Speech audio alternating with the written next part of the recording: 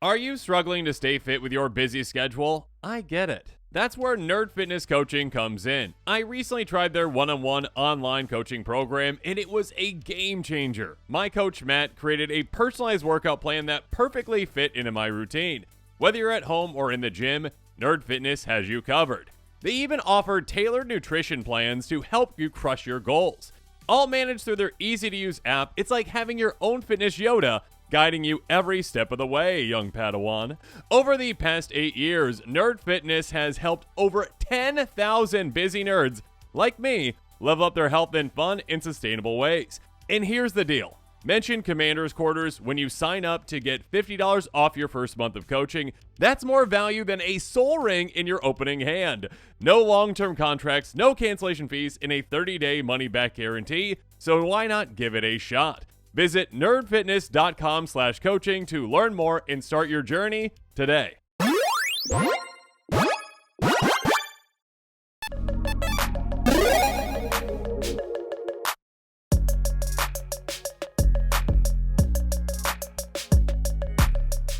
Hey everyone, Mitch coming in from the Commander's Core Studio. Welcome to the show. So, on today's episode, I've got a really cool tier list for you. I'm going to be ranking the most expensive commanders out there, or at least, most of the most expensive commanders out there, because I did make a couple of just slight adjustments. I was like, wait, there's like every single one of these commanders on this list is like Portal 3 Kingdoms. Okay, that's kind of boring. No offense, Portal 3 Kingdoms, but just expensive because they're old and didn't have a lot of prints. Anyways, so some slight adjustments to the list. Let's jump into it. Included all of the cards from expensive commanders from, I think it was 1997 and on, not including Portal 3 Kingdoms or the brand new Jumpstart as well, because those prices are fluctuating so much. So, yeah, and Secret Lair drops as well are out as well. Okay. So, here we go. These are going to be ordered based off of price. So, Captain Sisay is the first one I'm going to be jumping in. Yeah, I like this list because it's like a wide range of like different kinds of commanders. Captain Sisay, I absolutely love this design. A 2/2. I can't remember, human soldier or something, I don't know. For 4 mana in Selesnya, was printed before it was like, legendary was a thing. It's like creature. Legend, yes. Tap Searchlight for a legend or legendary card. I think these days it's just legendary card. Reveal that card, put your hand, then shuffle your library. Essentially a repeat tutor for legends. This one gets more and more and more powerful, like the more years that go on, because, well, we keep getting more and more and more legendary cards. Like the focus on legendaries back then was like, oh yeah, you'd get like maybe 10 things a set. Maybe not even that, essentially. And so, with that, yeah, there was a certain kind of cap to Sisay. Cap to Captain Sisay, get it? But these days, it's like, oh yeah, this set, we got an extra, 100 legendary things. Cool. I mean, not just, obviously creatures, but legendary artifacts, legendary enchantments, legendary lands even. So you've got a bunch of, legendary sorcery. So yeah, a bunch of different legendary options for this one. You essentially could just make like I'm going to tutor my entire deck with this kind of a card. Tapping and untapping is obviously a big thing with this one as well. It isn't really providing you, it does provide you, obviously, an amazing amount of card advantage, essentially, like tutoring card advantage. It is limited to just 2 colors compared to some of the other ones on this list. It's not giving you, that win con itself, but it can tutor for things, obviously. I think this one is probably more of a middle-of-the-road commander, B tier, compared to the rest of these on this list. There's some really heavy hitters out there with these. And, yeah, I reserve the right to change these as I go, okay? I reserve the right to change them, so that's just how it's going to be. Okay, moving on. Apparently, Nissa Resurgent Animist is a $21 card. Who knew? 3/3 Elf Scout for 3 mana in green. Landfall, whenever a land enters the battlefield under control, add 1 mana of any color. If this is the second time to resolve this, turn reveal cards to the top of your library to an elf or elemental card. Put that card in your hand, the rest is bottom of your library in a random order. I mean, this is like, hey, okay, cool. You get Lotus Cobra / again, if it's the second time the resolved, Lotus Cobra / Elf off the top. I mean, you could go Elementals, but most likely you're probably going Elf Tribal with this one. Elves are a very supported tribe, one of the most supported tribes, I would say.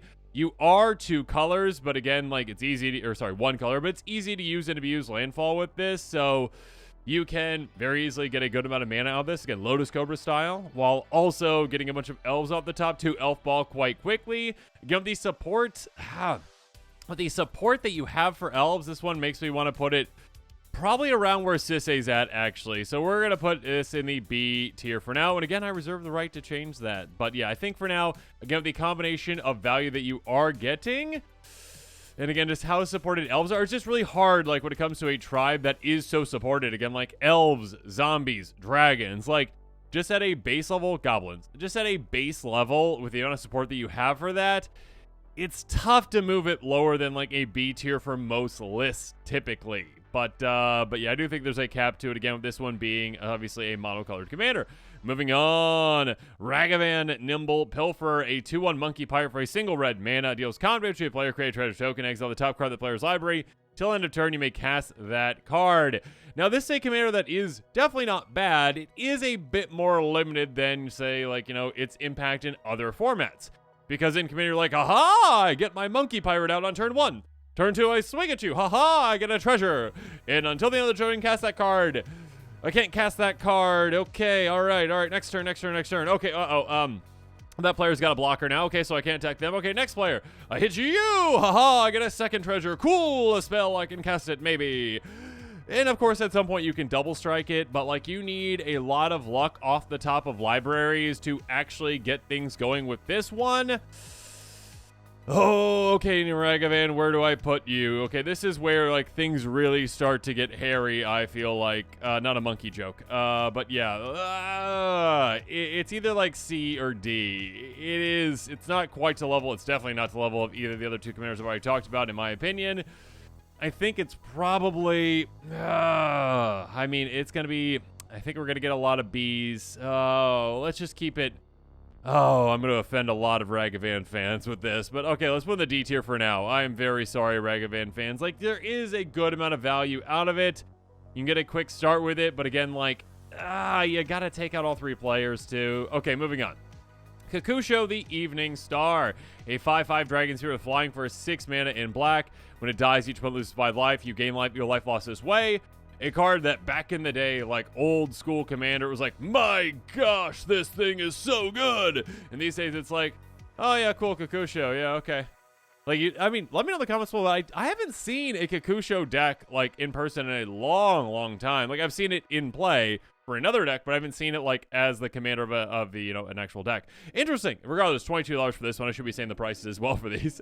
That being said, yeah, I mean, get it out into play. We have a lot of Feign Death effects these days, like a ton of them. And when I'm saying that, I mean, like, the, hey, when this creature dies, bring it right back into play. Cool, yeah, instead, with a counter on it or whatnot, yeah, you get a treasure, there's a couple like that. So, basically, this is, okay, get a sacrifice outlet out there, like Viserys here. Sacrifice it, it comes back into play. Sacrifice, it comes back into play. Maybe you've got, like, a Wound Reflection to double up that life loss. Maybe you've got, like, Sanguine Bond to drain someone as well for 15, again, when that happens. Yeah, I mean, this is a monocolored commander. This is one that does cost a decent amount of mana to really get things going. This is one that I'm probably, oh gosh, again, like, just like where Commander was at when this was a huge thing versus where it's at now. Yeah, you can gain a lot of life with it. There's a lot of life gain synergies with it. It's either, it's like a C- D+ in my opinion. I mean, is it above Ragavan even though? Oh my goodness, I'm going to get all the hate in the comments below about all those Kakusho fans out there. All 3 of them, just kidding. But, yeah, this is tough. This is tough because, again, it's just like the variables, the different kinds of commanders on this list are interesting in how to compare them. I think I'm going to throw it in the D tier, and I might adjust that. I mean, it can go quick once it gets going, but again, 6 mana is quite a bit for a commander. Okay, we're going to go with the C, and we're going to leave it there for now. Okay. That's how I feel about it. Okay. Again, this is just for fun, all right, everyone? You know, I know it might be your favorite commander. Just, you know, everyone, you know, some constructive criticism in the comments, please. Okay. Ulamog the Ceaseless Hunger, a 10/10 Eldrazi for 10 mana. Cast a spell, exile 2 permanents. Indestructible when attacks. Spending player exiles the top 20 cards of their library. Okay, here's the thing. When Eldrazi deck gets going, yeah, it's scary. That being said, this one is, and you don't have to go Eldrazi with it, obviously. You could go like, oh, okay, cool, like, I guess, Voltron. Sure, there you go. It's a 10/10 Indestructible. Hard to deal with? Yes. That being said, it's 10 mana is not nothing. That is a lot to cast this. You have to dedicate a lot to it. And of course, your card pool in colorless is the lowest out of all of the card pools out there, of course. Also, on top of that, when this attacks, if any player exiles top 20 cards of their library, that's bigger in other formats. In Commander, it's like, okay, you lose 20 cards out of your library. Like, oh, okay, guess I'm down from 80 cards down to 60 in there. Okay. Do it again and again and again. Like, it takes a lot more attacks to actually, mill someone with this, essentially, than in another format where, again, like 60-card formats, like, okay, attack twice, they're probably gone. This is like, okay, you gotta attack that same player like 4 times, most likely, whereas you could probably just take them out with, like, trample plus, a double strike effect, and there you go. Just one-shot KO them with commander damage. This one, okay, you know what? This one, I think, actually, is probably a C-tier commander? Eldrazi fans, don't kill me! There are better Eldrazi out there. We're going to get into some other ones, too. But, like, yeah, I think just, like, Elf Ball can go so much quicker than this. And also, like, Sisay, if you build a Captain Sisay deck, you literally could just put, like, Ulamog in there and be like, oh, okay, yeah, I tutor up an Eldrazi. Okay, I tutor up another Eldrazi. Okay, I tutor up another Eldrazi. So, yeah, there's a bit of a difference in my opinion. Okay, next up, Bruvek the Grandiloquent. I'm going to be upsetting everyone in this episode, apparently. Thanks a lot, expensive card list out there, for putting all the Eldrazi in here. Lots of fans of that, old fans of Kakusho, and then also fans of Mill. A 1/4 Human Advisor for 3 mana in blue. If an opponent would mill 1 or more cards, they mill twice that many instead. I love the flavor text on this one. And furthermore, really cool.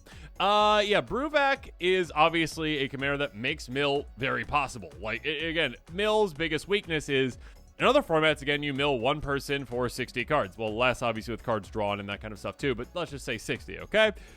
In Commander, you are trying to mill 300 cards in total. You've got 3 opponents with 100 cards each. So it's a lot bigger issue, like 5 times the issue.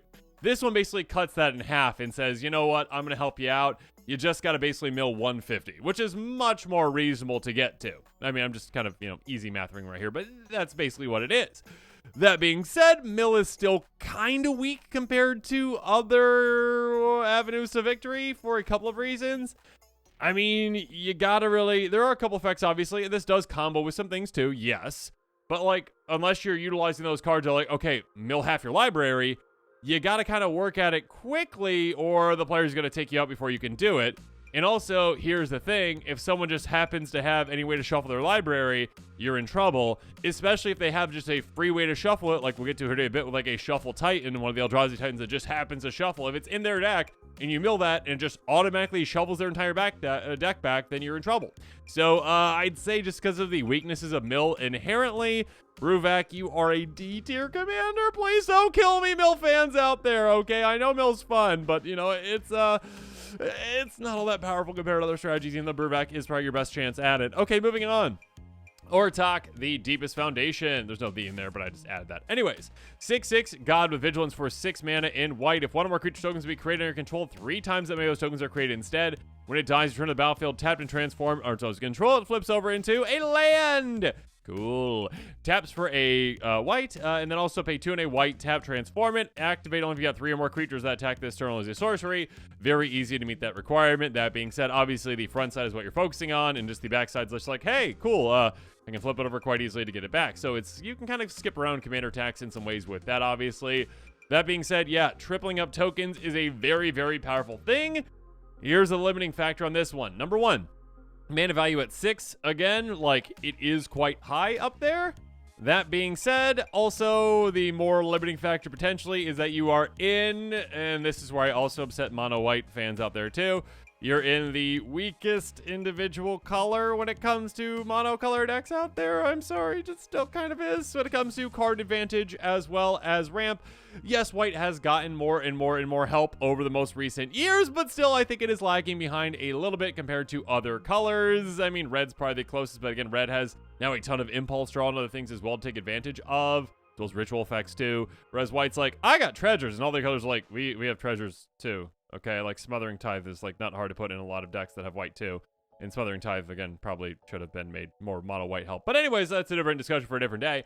I think with all those factors, I mean, tripling up tokens is incredibly powerful. It is just creature tokens, I mean, which is still very, very good, but it doesn't include, say, like, oh, yeah, cool, haha, triple treasure tokens. That'd be a different story. This one, okay, you know what? I think overall, I think it's a C tier commander. I think, again, it's got a bit more punch to it than, say, Ragavan and Bruvac. So I'm going to throw it in the C tier right there. Moving on. Gross! Ulamog the Defiler. Okay, now here's a bit of a difference when it comes to this Ulamog compared to the previous Ulamog I talked about. Previous Ulamog, it was like, yeah, like one swing. It's like, okay, you'll lose 20 cards out of your library. And the person's like, oh, darn. Okay, I guess that kind of impacts me. This one's like, no. Just starting things off. Okay, 7/7 Eldrazi for 10 mana. When you cast a spell, target opponent exiles half their library rounded up. Okay, so again, if you're going into mill, you're like, okay, yeah, let's get rid of that. And if you cast it twice, then it's going to be more, and you can get there quite easily. That being said, I mean, you need like that doubler one, but anyways. Ward sacrifice 2 permanents, enters the battlefield, a number of counters on equal to the grace value on cards in exile. It has neither X or X a number of counters on it. Okay, typically when you cast this, you're probably going to hit something that is, say, 6/7, okay, like 5, 6, 7. Also, on top of that, it does, of course, count counters that are placed on it in other ways. So it isn't just limited to that. I mean, you could very easily, I think the last time I played against this card, I think the amount of counters on it was like 12. And if it has Annihilator 12, that is just game over forever this swings at. So this is a commander that is just an I win the game thing when it comes into play. Versus, no offense, other Ulamog, you are good. You're not just a I win the game because I got this out and I swung once with it to take out the biggest threat, essentially. That is basically what this does. You literally just, if you get this out, and let's say you can give it haste again with a Crashing Drawbridge or Lightning Greaves or whatnot, you are probably taking out the one player that you just swing at right away. And that's going to be the biggest threat on the table. And of course, obviously, if you give this double strike too, you can just literally actually take that player out very easily as well. You just need 4 counters on this plus double strike, and that player is gone.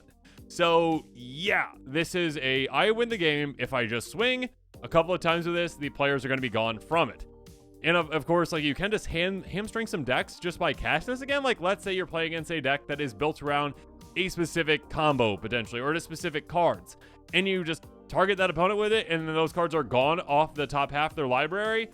They're just like done potentially. So this is one that can win in a lot of different avenues, and just again, commander damage, literally just having enough Annihilator to just make them sacrifice all their things, including lands. It is one where you just ramp a ton, you get it out, and then you're like, okay, cool, let's swing, get counters on this, and you're gone. So I'm going to say that it's not the most powerful out of all the commanders from all of these. It is very powerful. I'm going to throw in the B tier. I promise we'll get some in the A and the S tiers, okay? I promise we will get there. We're just not quite there yet. So yeah, Ulamog the Defiler, a gross. Next up, Bristly Bill Spine. So we're Bristly Bill. That's my name. $28.40 apparently for this version of it. 2/2 Plant Druid. Oh, and I guess I should say with all these, this is not including like alternative art versions, which are incredibly expensive. So this is including like the base version of these. Okay, anyways. 2/2 Plant Druid for 2 mana in green. Landfall. Whenever a land is battlefield under control, put a counter target creature by paying 5 mana until double the number of counters on each creature you control. Yeah, there's some combo potential there. There's some very powerful potential there. I mean, obviously, any creatures that can basically tap based on, tap for mana based on their power, that can be like oh, okay, cool. Now it taps for more. Oh, I've got an untap effect. Okay, does it again.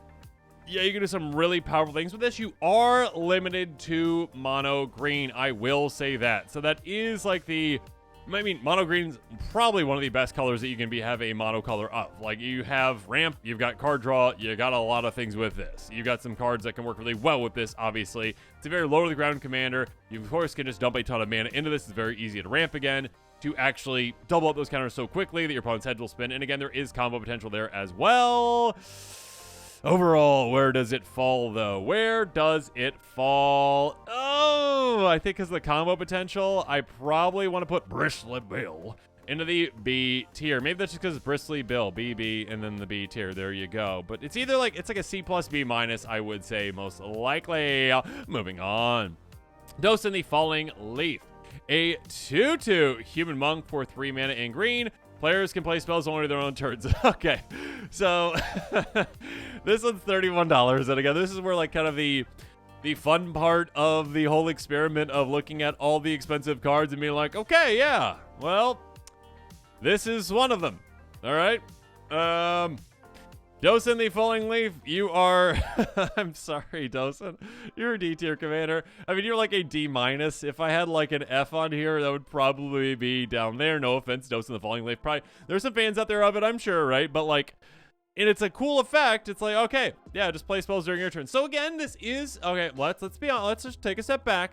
This is a commander that can be very easy for you to set up a combo for. You are limited to mono green combos, which there are combos in mono green, but literally just on your turn, unless someone has an ability that can stop you or a special action with, you know, morph creatures and that kind of stuff, then yes, you literally like, you can cast things your opponents can't stop you for the counter spells and that kind of stuff too. So like, they're not gonna be able to stop you from comboing off on your turn. You also can't stop them from doing things on their turns too. So this is one where, again, it's like, sorry Ragavan fans, and sorry Bruvac clans out there, Bruvac fans out there too. This is on the same tier, but not really. Okay, this is like a D minus compared to the other ones. I'm very sorry, Dosen, but you are most likely there. Okay, we're just gonna leave you there. All right, next up, Old Gnawbone. Now, some of these are very expensive because, well, they're really cool commanders. Some of them are expensive because of like how they were printed, or you know how they fit in the 99. This is more so like in the 99. Like this is like, oh, okay, cool. Yeah, dragons. Who knew? Those are popular. The Ur Dragon, those kind of things as well. Old Gnawbone is, yes, a commander, an effective commander. 7/7 dragon for 7 mana in green flying. Whenever a creature controls is covered with a player, create that many treasure tokens. I mean, that is a very, very powerful effect. It does require some setup, and again, this commander is quite expensive to get out. It does count all your creatures though when they hit. I think overall, maybe it's just because, again, it is a monocolor commander. It has a very high mana value. And again, it isn't just once I hit, like, I immediately win. I mean, you kind of do if you're set properly, but it takes a lot of setup versus when I talked about, you know, the new Ulamog. The new Ulamog is literally just like, oh, okay, I swing and you're done. I don't even have to hit and you're done. Like, basically, this one's like, okay, I need to hit with a bunch of things. I need to have a lot of setup. You just need Ulamog for that one to actually do that. So I'd say with this one, because of its mana value overall, and because of the amount of setup that it takes to actually kind of really get it going, I think this one's probably a C. Don't kill me, Old Gnawbone fans out there. Next up, Avacyn, Angel of Gross Hope. 8/8 Angel for 8 mana in white. Flying Vigilance, it and another permanent you control are indestructible. Okay, so this one is, again, mono white. No offense, mono white, but probably the weakest individual color, okay? When it comes to the potential of this one, yeah, you get this in play and you cast a Wrath, and all of a sudden it is a one-sided board wipe. Again, I'm saying like Wrath of God. That being said, it is not perfect defense, right? Like, it and having all the permanents you control have indestructible is a great form of protection. Like, it's going to be very difficult for your opponents to remove your things. That being said, a bounce spell will do that. Like, literally just like, oh, I unsummon your Avacyn. Cool. Nothing's indestructible. Or like Psychotic Rift or any kind of edict effects. There are ways to actually impact it. So it's not a perfect form of protection. That being said, are there going to be games where you're just like, put this down and all of a sudden it's like, oh, your stuff can't get touched now for probably the rest of the game? Yeah, that can definitely happen as well. Again, it is an 8 mana commander though. In no offense, the weakest color out of all the mono colors, most likely. So, with all of that taken into account, it does have potential, obviously, but I think overall, and yes, I know there's powerful Avacyn decks out there too. And if you lean incredibly heavily into like 10 plus board wipes, then yes, it can be kind of obnoxious to play against, and it can really control the board. That being said, it takes setup to get there. We're gonna go with a C tier commander, we're gonna have that mana value. Okay. Moving on, Mondrak Glory Dominus, 4/4 for Rexian. That costs 4 mana in white. If one of our tokens created under control, twice of those tokens are created instead. Pay 1 for Rexian white, sacrifice 2 other artifacts and our creatures, put an indestructible counter on it. This is one that is decently protected. Again, it's pretty easy to protect it, just doing that and sacrificing some things for basically 1 mana and 4 life. Cool, you do that, it's protected, it's got indestructible. Again, not perfect protection, but decent protection. Also on top of that, this, unlike our previous, tripling commander that we talked about, this one does double up tokens, not triple, but it doubles up all kinds of tokens, including, of course, treasures and those kind of things.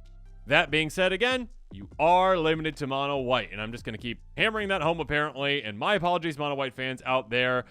This one is probably, I mean, it's very powerful, but again, there's a lot of heavy hitters on this list. A C tier commander compared to some of the ones that are toward the top. Moving on.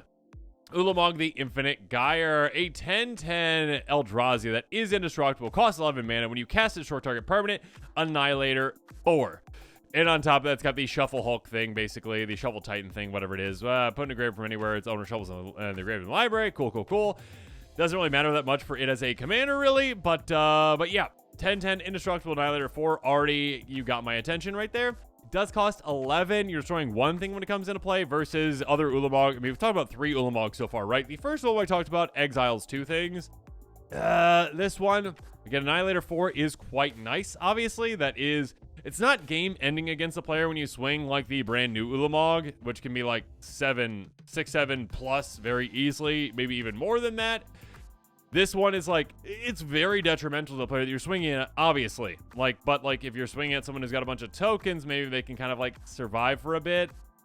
That being said, like the potential of this is just lower. It's just lower than that one. Okay, I'm sorry, but this one goes kind of on this C tier. This is a decent amount of the C tier, apparently. But yeah, I'm going to put Ulamog there. It's not quite up to the new Ulamog standard, I don't believe.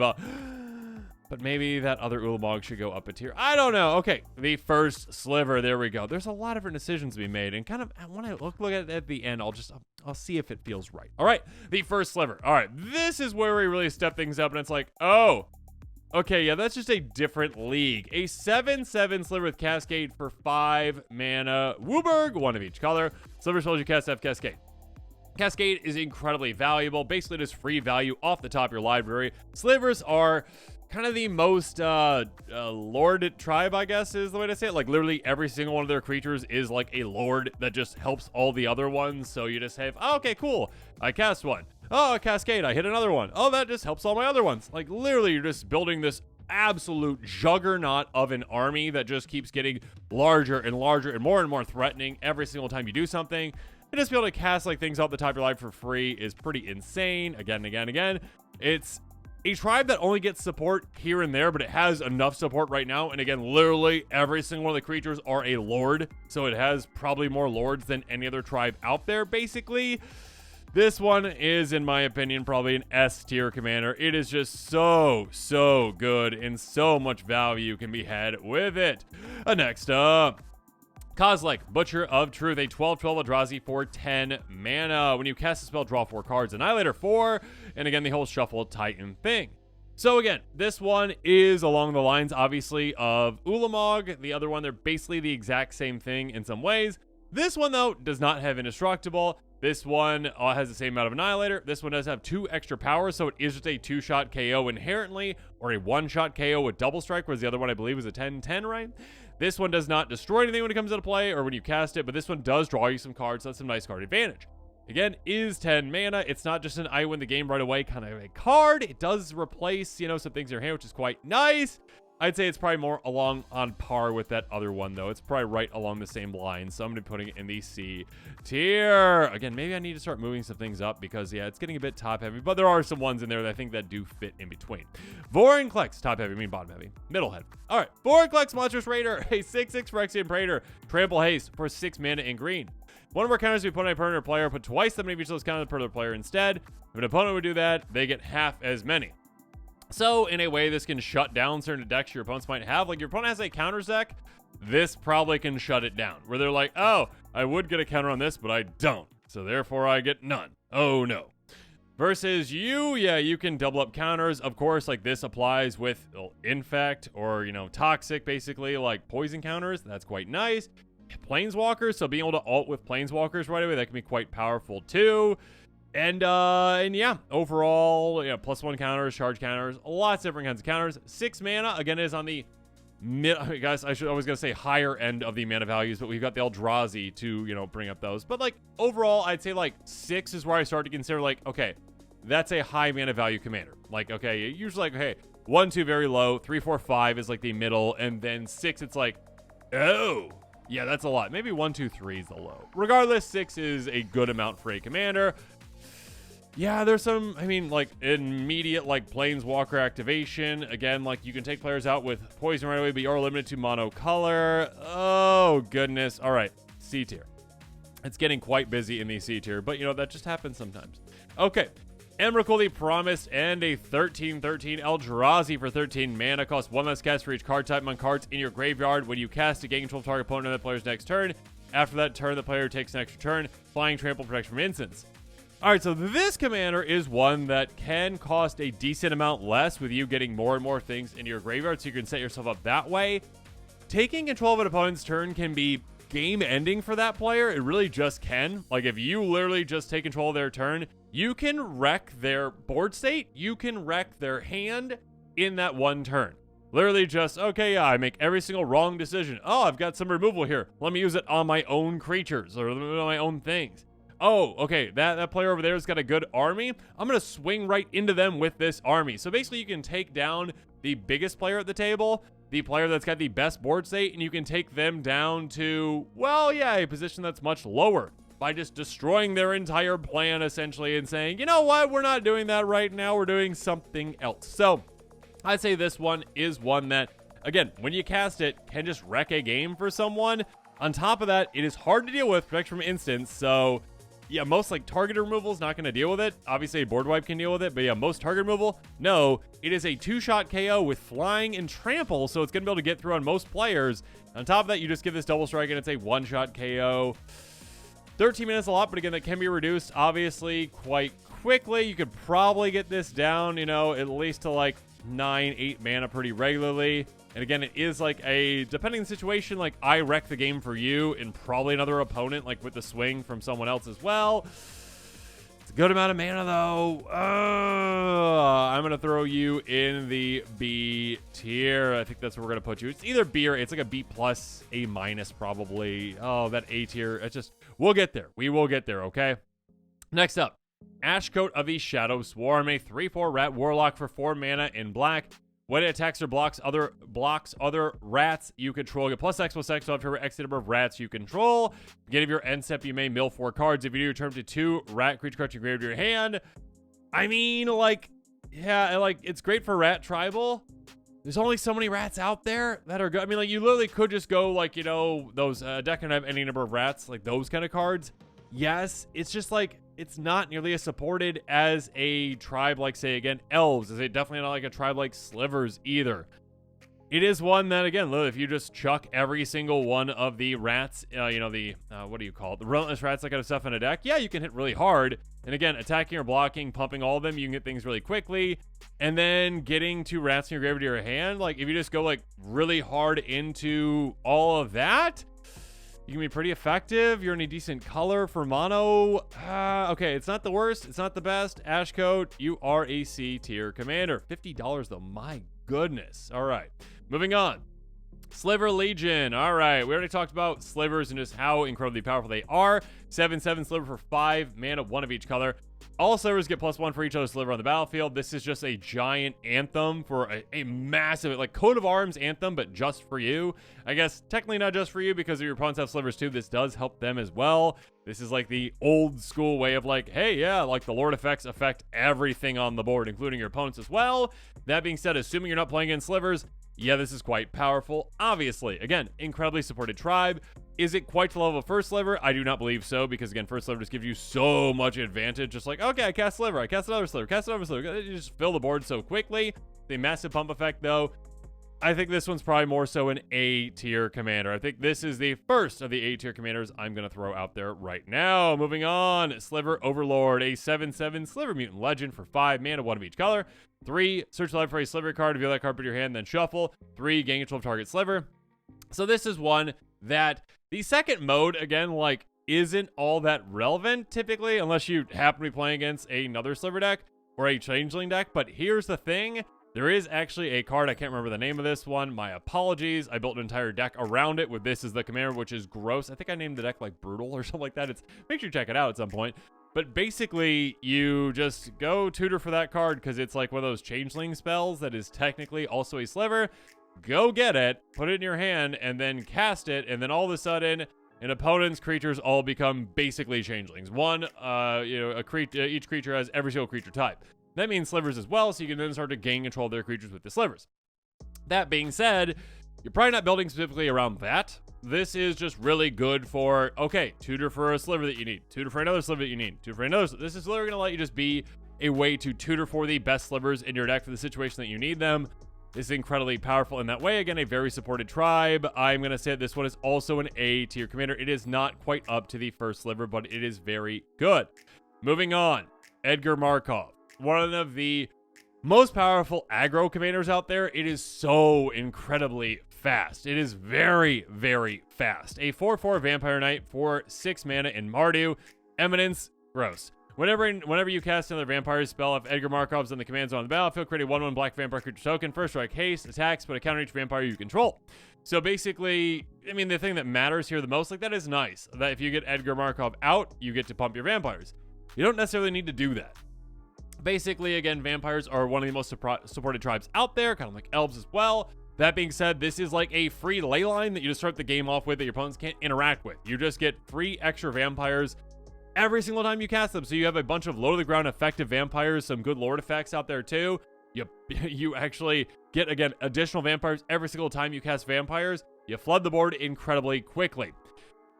Where is this compared to the first sliver? And there might be some pushback on this as well, because yes, I agree, Edgar Markov is incredibly, incredibly, incredibly powerful.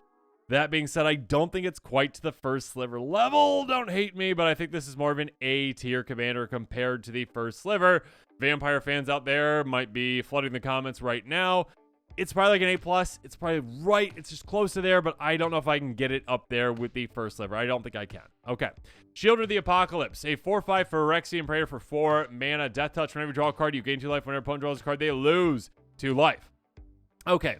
This is one that, again, Magic at its core, you're like, yeah, drawing cards is what I want to do. I want to be able to get more card advantage. Great. Cool. All right. This is like, okay, you do so, and I will be draining you a ton. The thing that holds this one back ever so slightly is that this is in mono black. If this had either blue or red, yeah, that would be even more gross. Like, literally just like, hey, you know what? Wheels. I mean, wheels are the main thing that are holding this one back, where it's like, you know what? Yeah, you get to just drain them just by wheeling so quickly that they're going to be gone. It's a very good commander. It is one that, in my opinion, is probably... just really depends on the build. Like, there are ways... I'm throwing the B tier. There are ways, of course, to... I just don't think it's quite to the level of, like, Sliver commanders, which have all colors as well. This is a monocolor commander. And then Edgar Markov, which is one of the fastest commanders out there when it comes to an aggressive tribe. Yeah, I think that this one is...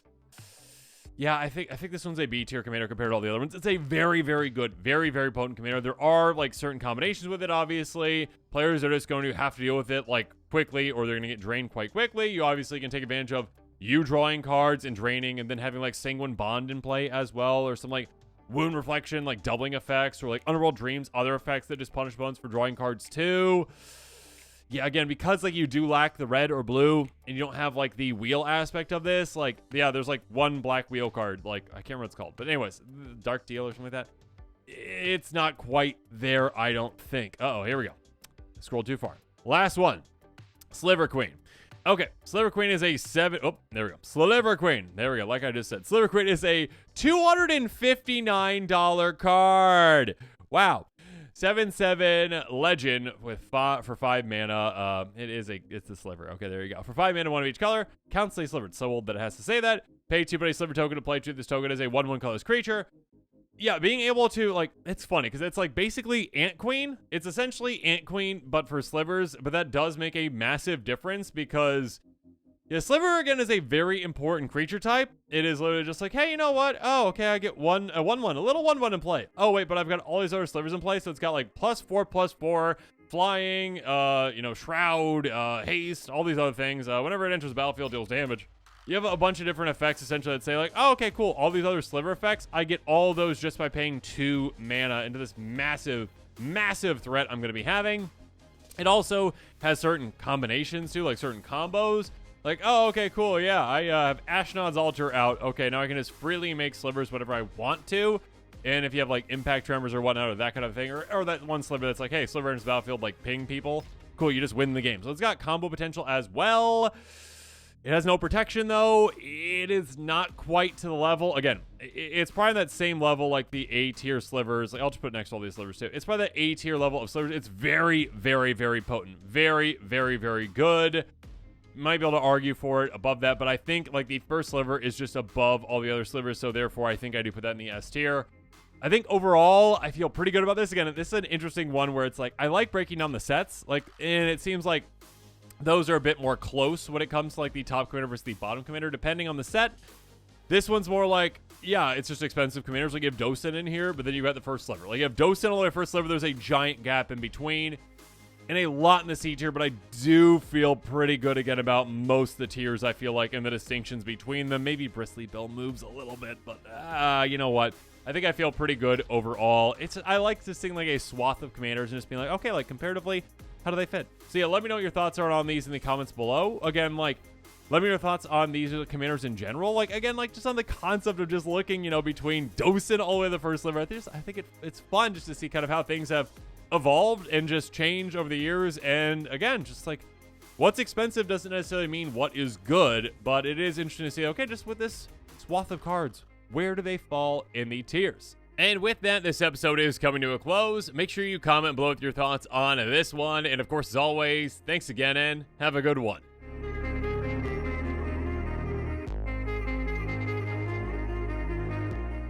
This show and episodes like this one are possible thanks to viewers like you. If you're looking for an easy way to help support this show, make sure that you like, share, and subscribe. Also, hit that bell notification icon so you don't miss any new episodes. You can also go check out our playmats and other merchandise at thecommandersquarters.com. Another easy way to support this show is with our TCG player affiliate links. So whether you're buying a deck or individual cards, you can use this general link right here or one in the description. And the final way that you can support this show is by supporting us directly by becoming a patron. There are many benefits to being a patron, and I truly couldn't do this without all of their support.